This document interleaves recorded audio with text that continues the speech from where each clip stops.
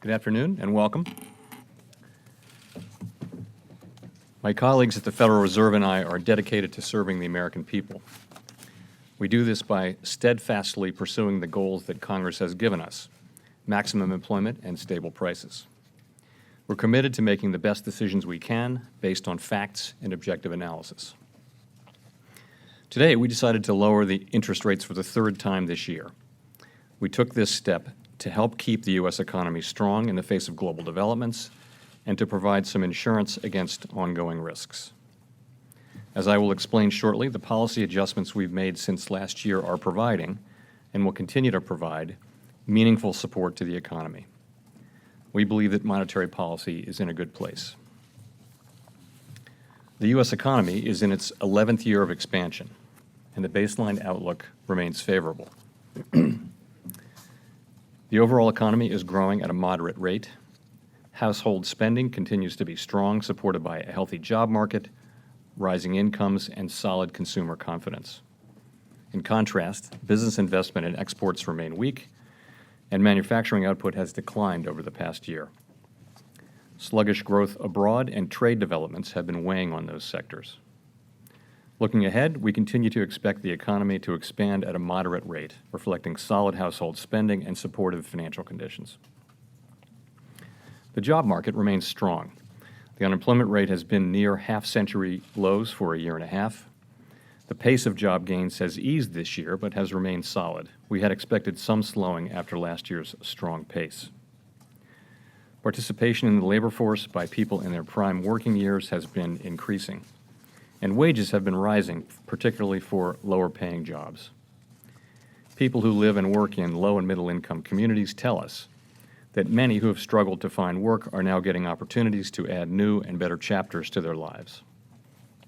This underscores for us the importance of sustaining the expansion so that the strong job market reaches more of those left behind. Inflation continues to run below our symmetric 2% objective. Over the 12 months through August, total PCE inflation was 1.4%, and core inflation was 1.8%. Inflation pressures remain muted, and indicators of longer-term inflation expectations are at the lower end of their historic ranges. We're mindful that continued below-target inflation could lead to an unwelcome downward slide in long-term inflation expectations. However, against the backdrop of a strong economy and supportive monetary policy, we expect inflation will rise to 2%. Overall, we continue to see sustained expansion of economic activity, a strong labor market, and inflation near our symmetric 2% objective as most likely. While this has been our outlook for quite some time, our views about the path of interest rates that will best achieve these outcomes have changed significantly over the past year. As I mentioned, weakness in global growth and trade developments have weighed on the economy and pose ongoing risks. These factors, in conjunction with muted inflation pressures, have led us to lower our assessment of the appropriate level of the federal funds rate over the past year. In both July and September, we reduced the target rate for the federal funds rate by 1/4 percentage point, and we did so again today, bringing the range to 1.5 to 1.75%. The policy adjustments we've made to date will continue to provide significant support for the economy. Since monetary policy operates with a lag, the full effects of these adjustments on economic growth, the job market, and inflation will be realized over time. We see the current stance of monetary policy as likely to remain appropriate, as long as incoming information about the economy remains broadly consistent with our outlook of moderate economic growth, a strong labor market, and inflation near our symmetric 2% objective. We believe monetary policy is in a good place to achieve these outcomes. Looking ahead, we'll be monitoring the effects of our policy actions along with other information bearing on the outlook as we assess the appropriate path of the target range for the Fed funds rate. Of course, if developments emerge that cause a material reassessment of our outlook, we would respond accordingly. Policy is not on a preset course. Let me end with a few words about our technical monetary policy operations. In January, we made the key decision to continue to implement monetary policy in an ample reserves regime. In that operating framework, we control the federal funds rate primarily by setting our administered rates, not through frequent interventions to actively manage the supply of reserves. In the transition to the efficient and effective level of reserves in this regime, we slowed the gradual decline in our balance sheet in March, and we stopped it in July. In response to the funding pressures in money markets that emerged in mid-September, we concluded that it would be appropriate to maintain over time a level of reserve balances at or above the level that prevailed in early September of this year.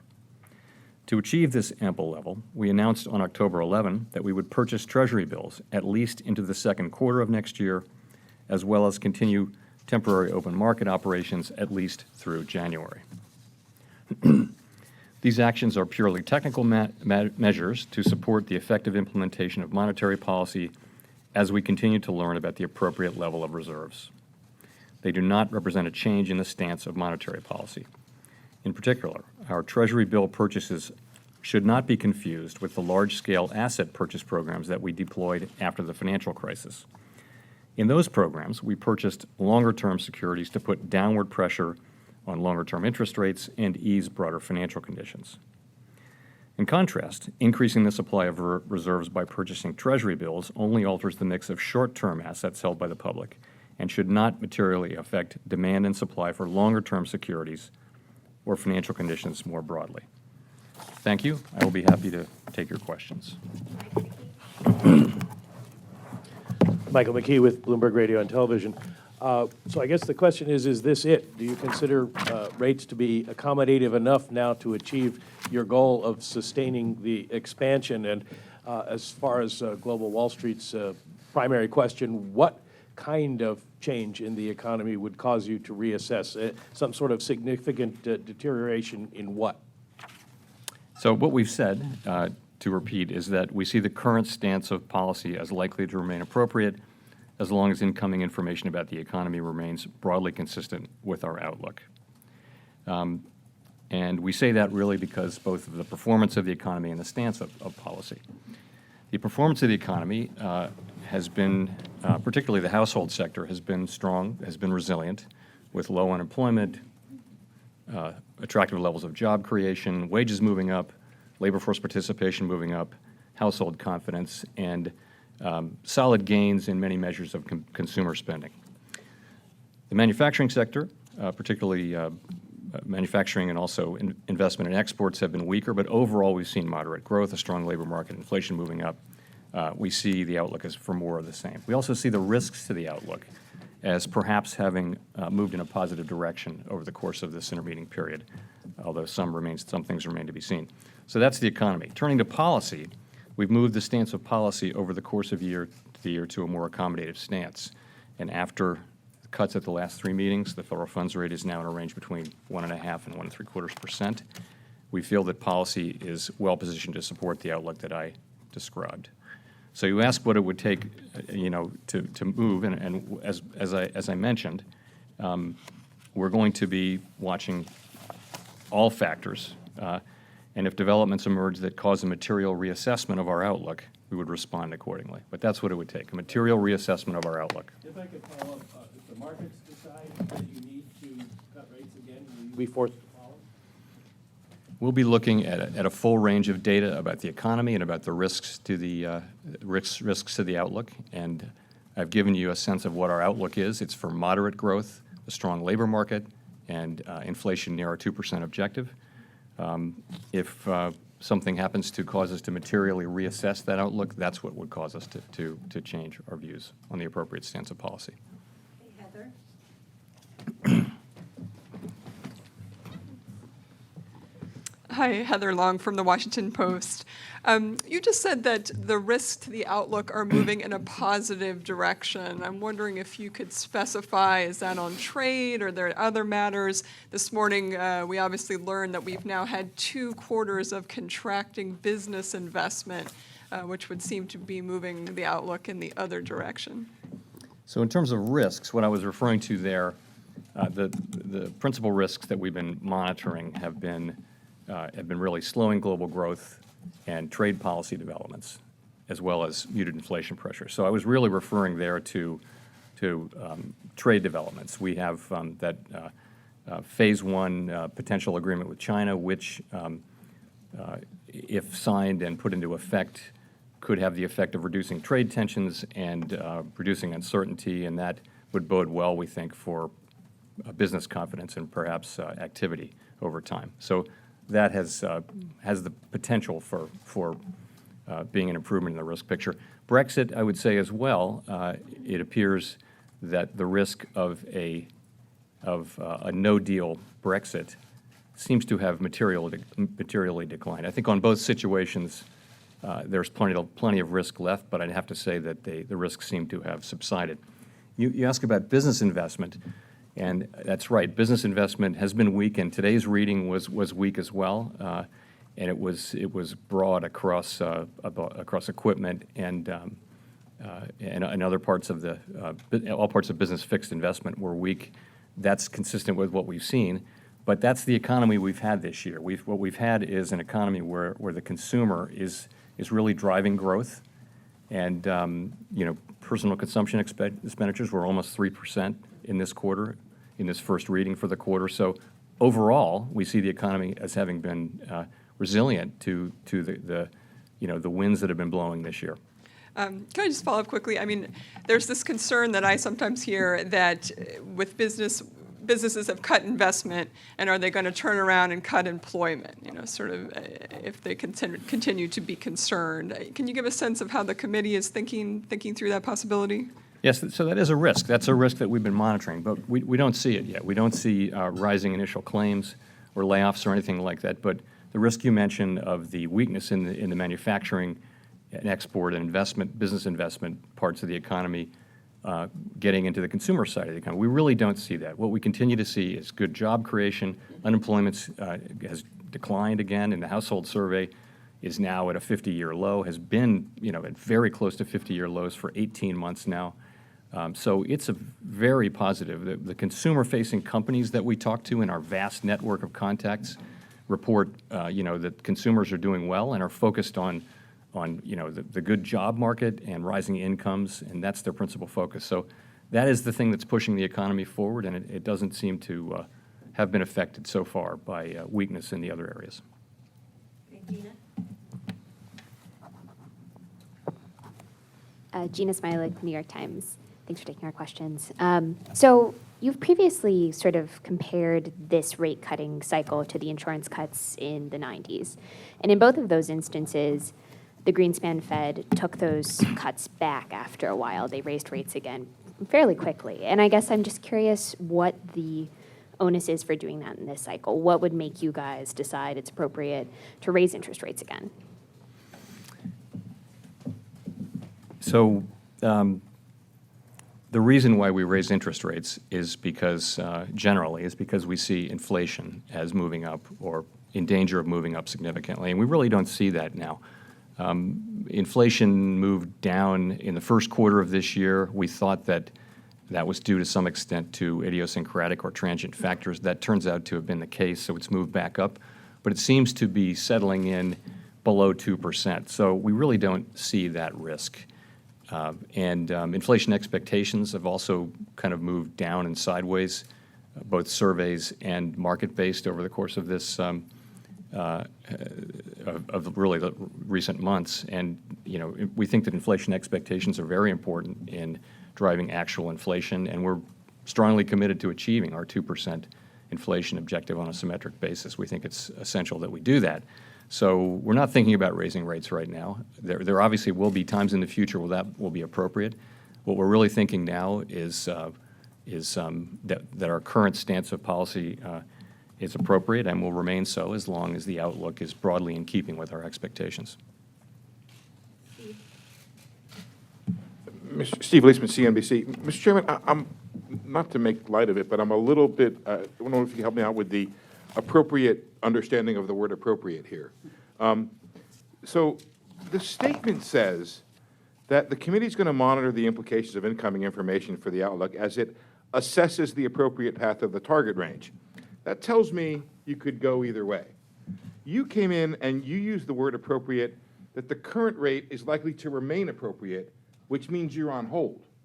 So how do I walk away from this, and what should we walk away from this believing of what appropriate means? Are you on hold and need to be proved wrong that you should remain on hold, or is it really you could go either way here? Thank you. So we think that the current stance of policy is likely to remain appropriate,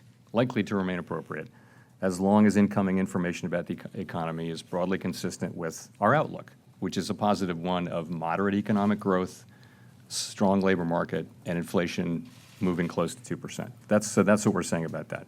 We also say, of course, if developments emerge that cause a material reassessment of that outlook, we would respond accordingly. So that's really how we're thinking about it. I can't point to one data point or one thing that would change our minds. It would be a reassessment of, a material reassessment of our overall outlook, which is what I described. I'm sorry, just to follow up, why isn't the phrase likely to remain appropriate in the statement if that's the sense of the committee? Well, there's a lot of practice and science and history in terms of how much you put in the actual post-meeting statement as opposed to what we say in the press conference statement. It's a it's a judgment call. I'm saying it now, so. Thanks. Nick? Thank you, Nick Timmeros with the Wall Street Journal. You described the recent slide, Chair Powell, in inflation expectations as unwelcome. You said that inflation expectations are very important. What, if anything, would the committee be prepared to do to address this slide in inflation expectations if it continued? So, as I mentioned, we do think that inflation expectations they're quite essential, quite central in our framework of how we think about inflation. We need them to be anchored at a level that's consistent with our symmetric 2% inflation goal. We think that we need to conduct policy in a way that supports that outcome. That's what we're doing now. We're also, as part of our review, looking at potential innovations, changes to the way we think about things, changes to the framework that would lead us, that would be more supportive of achieving inflation on a symmetric 2% basis over time. That's at the very heart of what we're doing in the review. It's too early to be announcing decisions. We haven't made them yet, but we're in the middle of thinking about ways that we can make that symmetric 2% inflation objective more credible by achieving symmetric 2% inflation. And it comes down to using your policy tools to achieve 2% inflation. And that is the thing that must happen for credibility in this area. So we're committed to doing that. Do you think that review might be announced to the public? So we're in the middle. We're really quite in the middle of it now. And my thinking is still that it will run into the middle of next year. These changes to monetary policy frameworks they don't happen really quickly, let's say. Inflation targeting took many years to evolve. I don't think we'll take many years here. I think we'll wrap it up around the middle of next year would be my guess. I have some confidence in that. Edward Lawrence with Fox Business. Thank you, Mr. Chairman, for taking this. So how big of a change then to monetary policy would there be if you get some of that uncertainty cleared up, specifically the Phase 1 China trade deal finished and USMCA ratified? How big of a change could that be to the monetary policy as it stands here? And could we see rate cuts next year? Or rate hikes next year, I'm sorry. Rate hikes for next year. Yeah, because I've heard the argument that trade's causing the uncertainty is keeping the prices low.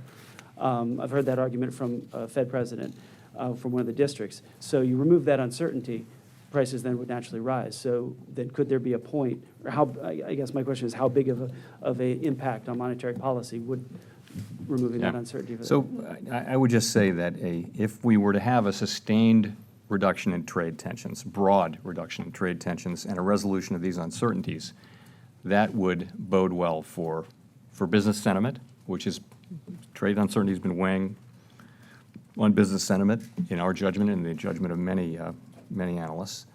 And ultimately, it could affect activity. I wouldn't expect that the effects on activity or confidence would be immediate, or would there be immediate effects in economic activity. I think it would take some time after the recent things, but I do think it would be quite positive over time. You come back to the question of raising rates, so that's really about inflation. And we haven't yet we just touched 2% core inflation, to pick one measure, just touched it for a few months, and then we've fallen back. So I think we would need to see a really significant move up in inflation that's persistent before we even consider raising rates to address inflation concerns.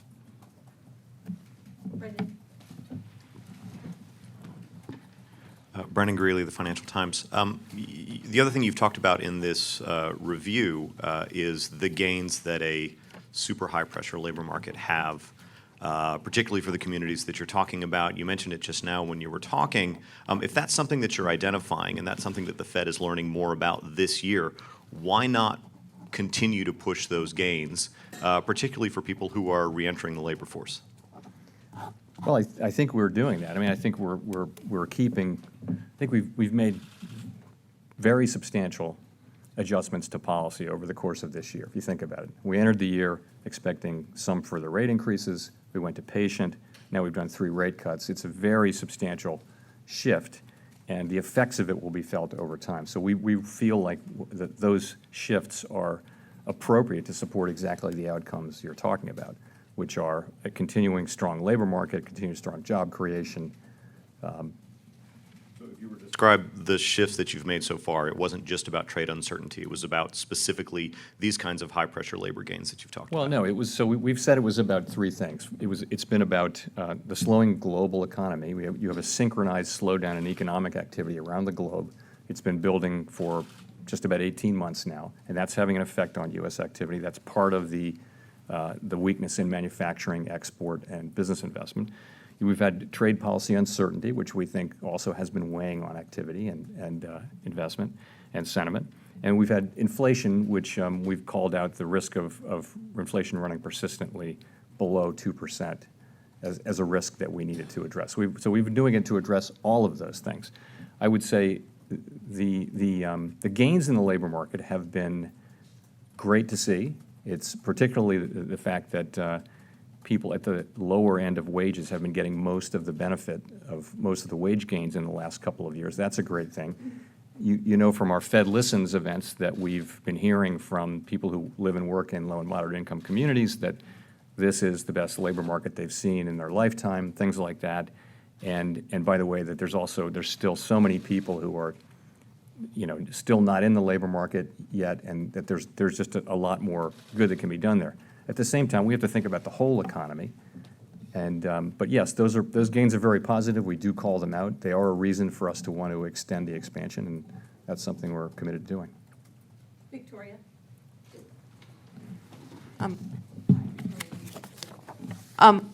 The Fed's balance sheet, you all recently resumed purchases of Treasury bills, and I was just wondering, how long do you expect that to continue? And given the fact that, the repo operations, it seems like the Fed is having to increase the amount of liquidity, temporary liquidity that it's injecting into the system, do you still feel like it's just that there is not enough reserves in the system? Do you feel like you have a good sense of what's going on there? Okay, so on how long, what we said is that we expect bill purchases to continue at least into the second quarter of next year. And we've said that temporary open market operations we expect to continue, I think, at least until the end of January, I believe. Yeah, the end through January.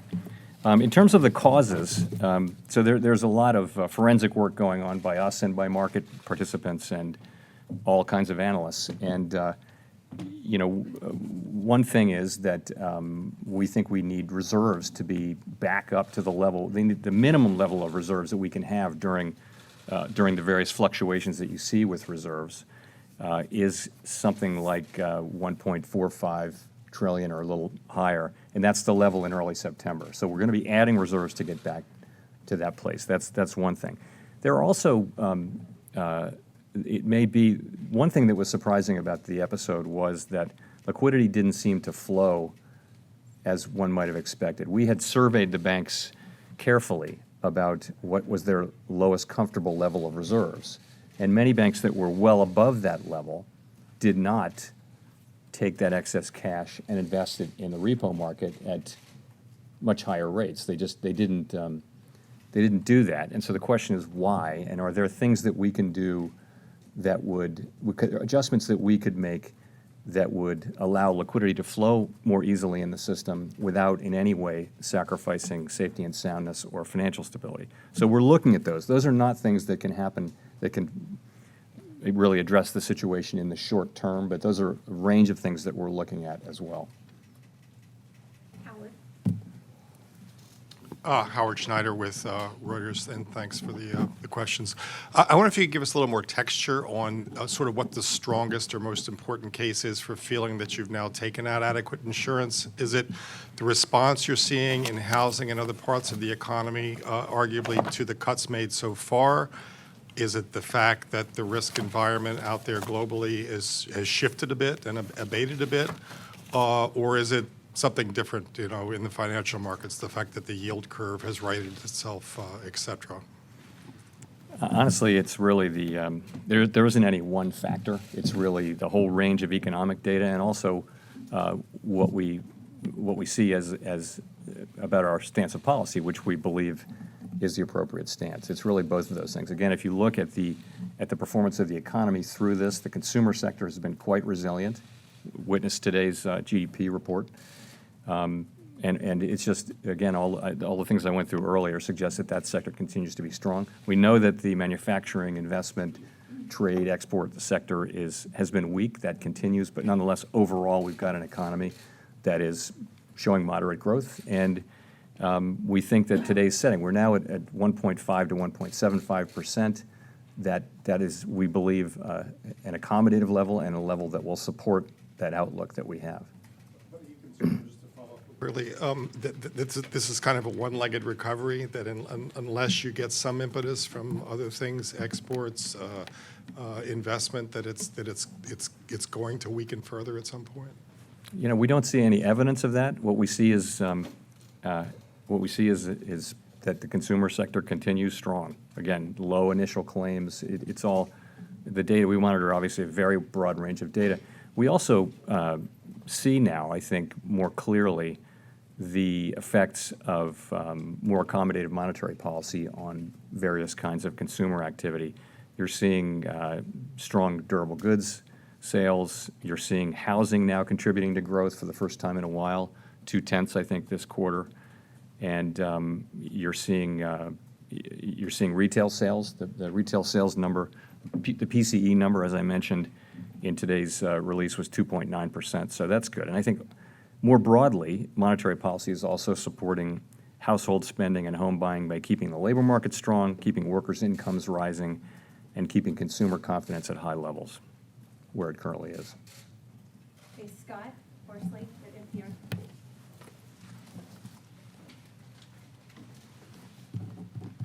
Thank you, Mr. Chairman. You're just talking about how the lower rates have affected consumer behavior. Is there a concern that there's just less potency on the business investment side, that you're, in effect, pushing on a string? Well, I think monetary policy works through the channels that we understand. I think the effects are clear in what we think of as the interest rate sensitive sectors, which are some of the ones that I mentioned.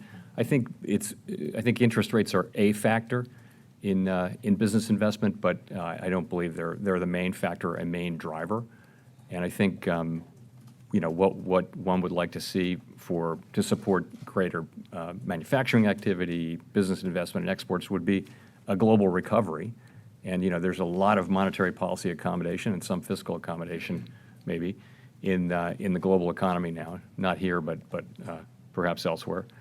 And that should support growth in the global economy. And again, resolution of our trade issues would contribute to that over time as well. Chris. Thank you. Chris Rugaber at Associated Press. You mentioned Fed Listens a couple of times, and what you've heard from people there about how it's benefited disadvantaged or lower income workers, the hot job market we have. Has the Fed thought about institutionalizing something like Fed Listens and maybe taking in some of this input from people that you don't always hear from? Things like the Beige Book focus on businesses. Has there been thought of bringing in folks, say, from community groups more regularly? Thank you. We think that Fed Listens has been a great success for us, and I'm sure we will repeat it. In fact, I would imagine that this entire monetary policy review will become institutionalized and be done every few years. I would say this. In the Beige Book, we talk to educational institutions, healthcare institutions, community groups, labor groups. It's not just businesses. And by the way, all of those groups are also represented on the boards of our regional banks. We also meet quite regularly at the board with representatives of low and moderate income communities. And so we're very conscious of, that we represent all Americans, and we need to hear all of their perspectives. That's why we talk about how low the unemployment rate is, the aggregate unemployment, but we also talk about groups that haven't experienced that yet. And so we try to remind ourselves that we serve everybody. Steve Matthews. Steve Matthews with Bloomberg. You mentioned housing and today's GDP data. When you look at that, do you believe that you have achieved a soft landing or are achieving a soft landing in the sense that we're moving to trend growth for the rest of the year and next year? So that is our outlook overall is for moderate growth of around 2%, which is pretty close to trend. That's our outlook. Could be better, could be worse. You never say you've achieved it, but that's our outlook. And we feel like our current stance of policy is appropriate as long as that remains broadly our outlook. Okay, Donna, and then Greg. Donna Borek with CNN. Chair Powell, setting aside market expectations for today's rate cut, obviously 97% sort of expected that this would happen today. Can you tell us a little bit more about the rationale behind moving at this particular meeting as opposed to waiting 6 weeks and cutting in December? And if there was any discussion about that around the table? Thanks.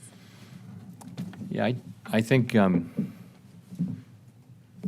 this seems to be the right movement. You can see that we had our usual range of perspectives, range of views, but in the end, we had a strong vote in favor of this action. I strongly believe it's the right action. I strongly believe that the actions we've taken over the course of this year have been the right things to do for this economy and are supporting economic growth and will do so in the future. Okay, Greg. Thank you. Greg Robb from MarketWatch. Chairman Powell, it seems that the differences all across the country, that there different regions are reacting differently to the China trade, and some regions are much weaker than others. There's this urban versus rural divide, the coasts versus the middle of the country. How does that factor into your policy decisions?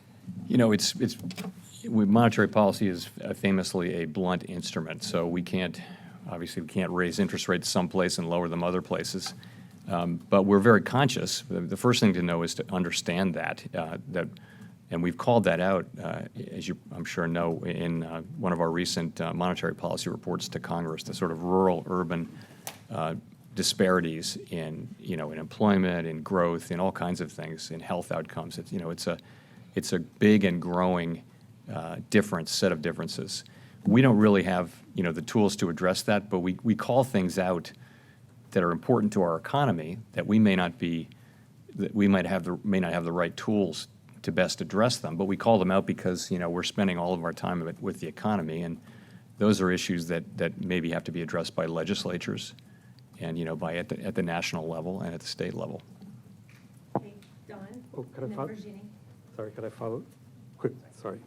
Just so are you asking Congress to do something now, or will you ask them to do something down the road? Thank you. I'm not asking Congress to do anything right now. I sometimes have noted that it would be appropriate. I put it this way. We do what we do, which is we're assigned a job, which is maximum employment and stable prices. We do financial stability. We do bank regulation.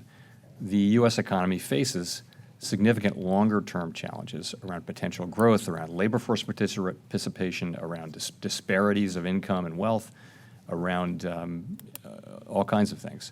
And those are issues for Congress. They're not issues for us. But if you really want the U.S. economy to be all it can be and raise the potential growth rate of the United States, you need proper monetary policy. But really, it isn't monetary policy. Really, it's fiscal policy that supports inclusive growth.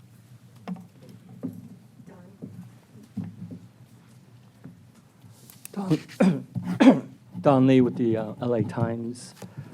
I think you said, Chair Powell, that the primary positive development in risk to the outlook was on trade, and specifically the prospects for a phase one agreement with China. But given the ups and downs of the trade dispute and that several truces and tentative deals have fallen through, are you concerned about developing monetary policy guidance, if you will, that's dependent on good part on the wins of the trade negotiations? Yeah, I don't. That's not how I would characterize it. I noted that it may be that there's been progress there toward away from bad outcomes and confrontational outcomes, and it seems like there's the makings of a possible settlement there. I didn't say we're baking that in or anything, but I'm just noting that that's the case. As with Brexit, it's still quite uncertain what will be the result of the election and what the ultimate result will be. But I would say that the tail risk of a non-negotiated, no-deal Brexit seems to have decreased. Just as I would say that the situation in our trade negotiations with China seems to have taken a step closer to resolution. That's all I'm saying. If the phase one agreement then doesn't work out, then would we be back at making monetary policy that would? That's one factor among many factors that factor into our assessment of the outlook. And if things happen that cause us to materially reassess the outlook, change our assessment of the outlook in a material way, then we would act accordingly.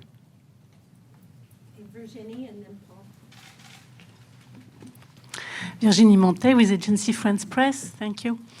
The Fed has pointed out many times in the past the rising inequality over those past decades and how that could be a factor behind a sluggish growth. In light of the recent outcome of the strike at General Motors, do you see the union having a role to play, helping to raise lower and middle incomes and promoting more shared growth on the long run? So not for us to say what the appropriate labor arrangements will be. I will just say on the General Motors strike, it's likely to have taken away a couple of tenths of growth this quarter. That's likely to come back maybe over the first half of next year.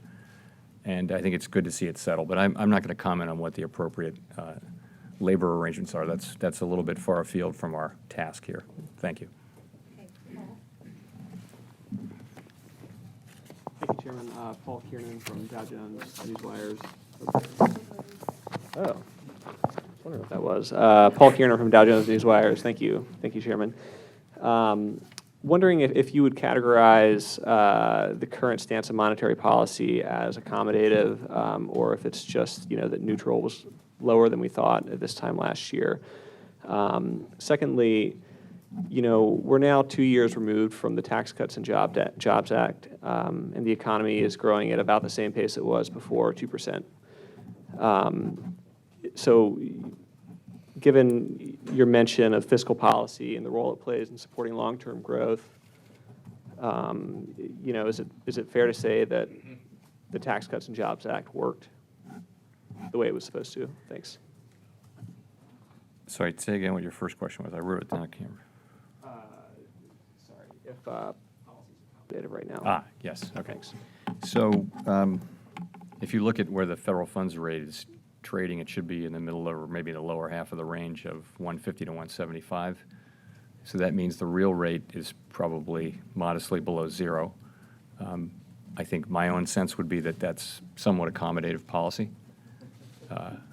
I would say, though, that there's a range of plausible estimates of what the neutral rate of interest is, and I think many of those who make such estimates have moved their estimate down over the course of many years, and that process continues. But nonetheless, that seems to me to be very likely to be an accommodative stance of policy, and an appropriate stance given the situation we're in with continuing downside risks and that I mentioned. So. Okay, Jean. Hi, Jean Young from Market News. I wanted to ask about financial stability risks. Recently, the IMF and some other global policymakers have been expressing concerns over the high level of risky corporate debt. So as rates get lower in the US and around the world, are you more worried about financial stability risks and reach for yield? So we monitor financial stability risks very carefully all of the time. It's what we do since the financial crisis, as I've mentioned before. Currently, we don't see large imbalances. This long expansion is notable for the lack of large financial imbalances like the ones we've seen certainly before the crisis happened. So we have a four-part framework I'll quickly mention. The first is leverage in the financial system, which is low by historical standards. The second is funding risk, which is the risk of runnable funding, and that risk is also quite low for banks, but also for the non-banking financial sector. If you look at asset prices, we see some high asset prices, but not broadly across a range. We don't see bubbles and that kind of thing. Then that leaves the fourth, which is leverage in the non-financial sector, and that's households and businesses. So with households, again, we don't see leverage. We see them actually getting in very good shape financially in the aggregate. Obviously, plenty of households are not in great shape financially, but in the aggregate, the household sector is in a very good place. That leaves businesses, which is where the issue has been. Leverage among corporations and other forms of business, private businesses, is historically high. We've been monitoring it carefully and taking appropriate steps.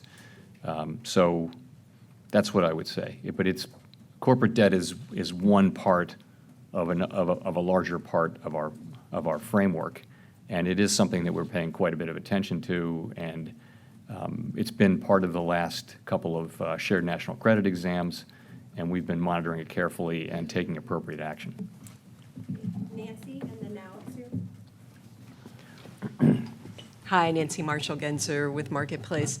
Have the problems in the repo market led you look into whether the liquidity and capital requirements for banks are too high? Is that something that the Fed might review? So I think the most important basic thing is to get the level of reserves back up so that reserves move up and down with some volatility. We don't want them to move below the level they were at in the beginning of September, which is, again, between 1.45 and 1.5 trillion. That's the main thing. That's the first thing. And we're on a path to do that between our temporary open market operations and also our bill purchases. In addition to that, we're looking at it's a big, complicated marketplace, and there was one of the surprises, as I mentioned, was that banks that had told us that their lowest comfortable level of reserves was here, they were well above that, and yet they didn't deploy that liquidity when there seemed to be great opportunities to do that. That didn't happen. So why is that? And so we're doing careful analysis of that. You ask, would we lower capital or liquidity requirements because of this? I don't think so. I don't think that's where this goes. I think where it may go, though, is to look at, for example, intraday liquidity, which used to be a common thing. It used to be a common thing for banks to have intraday liquidity from the Fed, what are called daylight overdrafts. That's something we can look at. Also, there are just a few technical things that we can look at that would perhaps make the liquidity that we have, which we think is ample in the financial system, move more freely and be more liquid, if you will. And those are things we would do, but only if we can do it without compromising safety or soundness or financial stability. Now Sue.